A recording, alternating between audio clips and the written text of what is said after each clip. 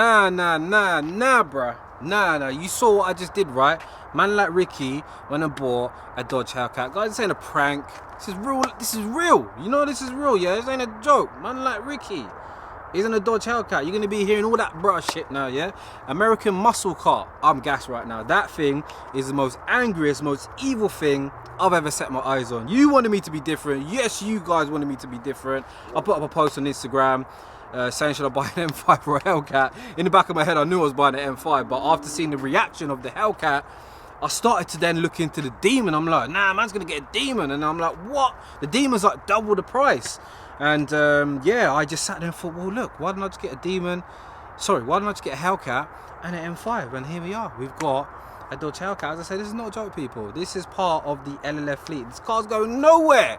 We're about to do loads of shit to this. Man, I can't wait to stop messing with this. The M5's at Evolve. The G-Char's about to get sent to JM Imports. And we're going to be messing about with this American muscle car. I can't believe I'm the owner of a Dodge Hellcat. Look, I'll just keep it real with you lot. I am not a massive muscle car fan, but I tell you what, I'm a massive fan of this thing here.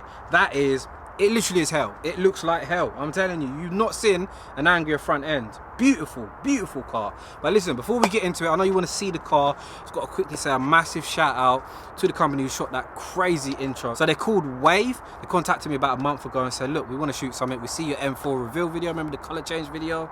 And I said, yeah, I've got a cool opportunity for you. Obviously, I knew the Hellcat was coming. If you're looking for any type of cinematography, any videography kind of work, especially on cars, get in touch with Wave. Their link will be in the description. They run a YouTube channel. They've got social media. If you liked what you see at the start of this video, get in touch, man. Like, real nice guys. And we've got a lot more work coming from them as well. You guys know I love my videoing. I am massively passionate. I sat there after watching these guys up. No, I need to get back on this. Watching that, I need to get on it. Like, I can't have this. Let's not even talk for a sec, yeah? Let's just admire. Because that, come on, we've got to be honest, people. Is there anything in the UK that has that kind of road presence? Let's just stare. Finished in plum crazy purple. I don't know what kind of name that is, but look at this.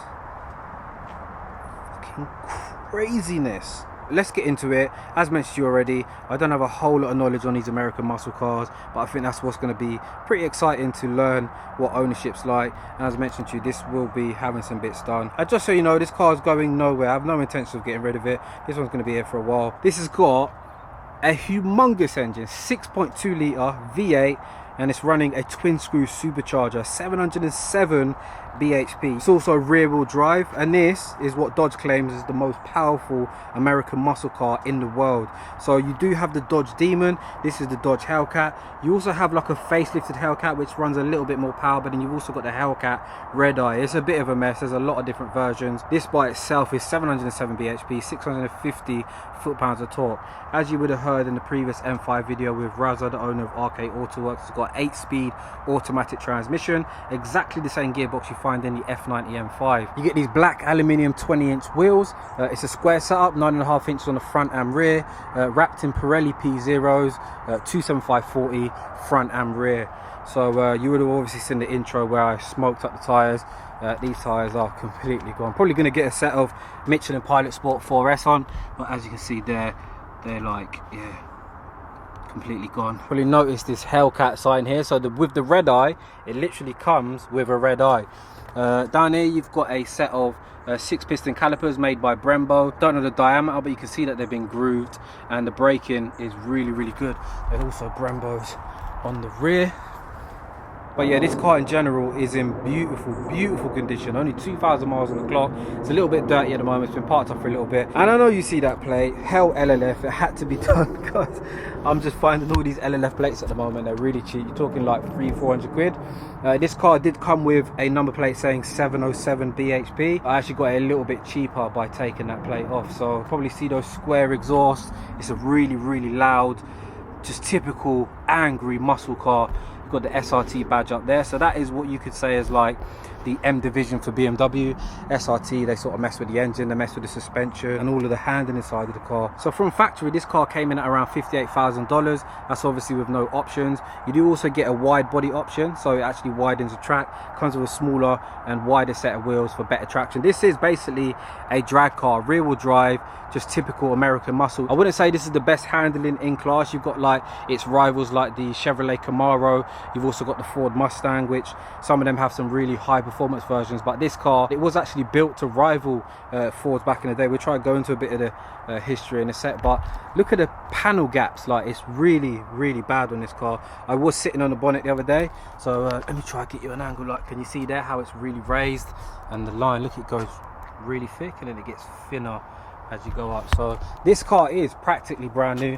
As I say, that thing's already flown out. Just a little bit lower, you get these evil looking LED lights, the daytime running. If you look at this right one here, it's actually an intake. So on the Demon, you get one on the right, and I think you also get one on the left. So I'm going to quickly start out for you because it does come with engine start. If you look at the key here, you just press this button twice.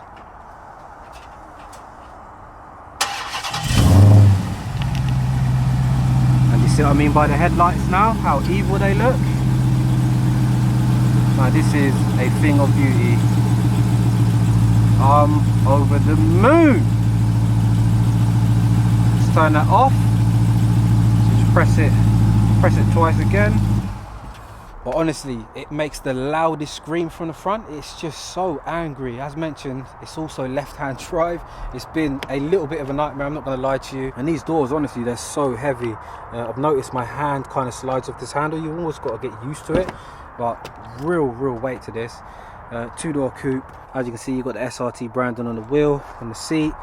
This is a very heavy car, guys. You're talking around 2,050 kilos, 0 to 60 in 3.5 seconds. Does a quarter mile in about 11.5. 100 to 200 apparently in about 6.8 seconds. We'll obviously do that test soon, but so highly spec'd from factory.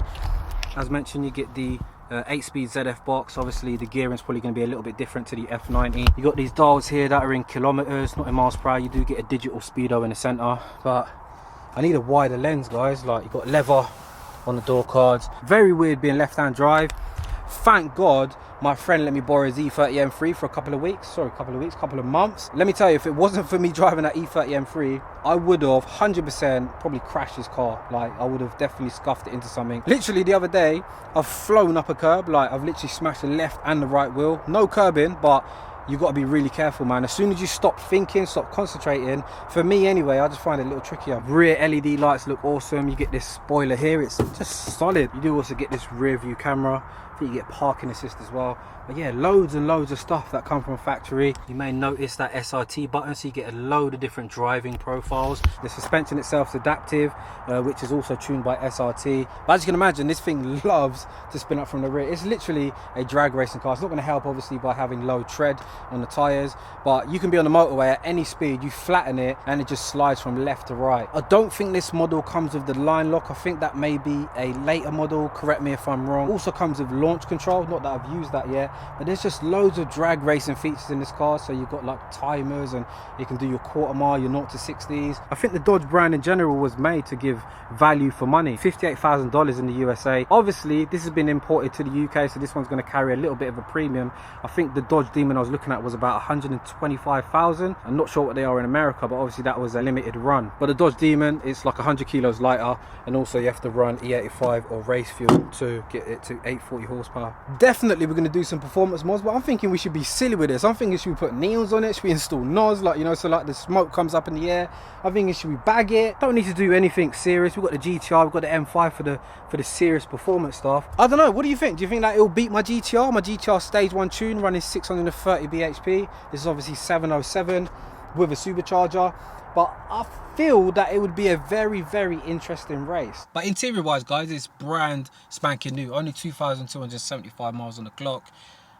It's got nothing on the M5, absolutely nothing. The M5 it's a whole nother thing. GTR, I'd say it's definitely got a better cabin than the GTR. It's nicer looking anyway. It doesn't feel cheap in here, but it's just nothing special. Like, you get Bluetooth, you get USB slots, you got SD slots, auxiliary. It's got a hard drive so you can store your music. You get a leather heated steering wheel. You also get the paddles with the 8-speed ZF. You do also have a 6-speed manual option. Apparently it's not that great with these Hellcats, but you can imagine how awesome a manual box will be with this car. We've got adaptive cruise control, we've got voice recognition. And yeah, it's not too bad, man. The seats just look so big and heavy. Down here you've actually got a push pedal to release the handbrake. Push it back to put it back on. Also the steering column itself, you can adjust it electronically. You've got a little button here, push it up and down. So this is Dodge's 4C infotainment system. It's got 8.4-inch display. It's touchscreen. You've got radio, media. You can connect by Spotify. Here's the controls button, so you can see you've got heated, vented, heated. You've got apps, so you can download stuff. I've not even looked at all of this yet. Performance pages, 0 to 60, 0 to 100, 1/8 of a mile, quarter mile, oil temp, coolant temp, battery voltage. So yeah, G-forces. But yeah, it's pretty well spec'd. You also get illuminated drink holders. Down here is where the SRT button. You've also got the launch button, traction control off, parking sensors, air conditioning. We're sitting in a boat. Bit of a random comment, but there is so much space. The front windscreen is slanted forward, and you've got all this dash. Like, I don't know if you can see how much there is. So yeah, I don't really know what else to say apart from I am the proud owner of a Dodge Hellcat. Obviously with the M5 and the GTR, they're kind of put away at the moment, but this one I want to start making a load of content with. So you guys throw down ideas right now. What do you want to see me do next on it? Do you want me to change the wheels? Should I change the color? Should we start messing with the supercharger? Should we install neon? Should we install NOS? Like, I'm really want to be silly with this one. Like, give me some ideas. Should we go get some reaction videos? Should I go get my friends out in it? This one's going to be right by my side, man. I'm going to come to meets, and if I did upload this on a Sunday, I could be at a car meet. Head over to my Instagram. If you're not following me on Instagram, you should already be doing that, because there's a lot of behind the scenes stuff that goes on. And as I say, if you do head over to the Instagram, I could be at a meet right this second, so you could come see the car right this second. So guys, I'm going to end the video there. As always, I hope you enjoyed it. If you did, hit the thumbs up, subscribe if you're new to the channel, and I would usually end the video maybe on some exhaust revs, let you hear the supercharger, but you did get a nice 2-minute sequence at the beginning, so you're just gonna have to wait for the first drive video. And please write down in the comment section what you'd like to see me do in this car next. Definitely want to go out and have a load of banter with this one. So yeah, I'm out, people. See you later.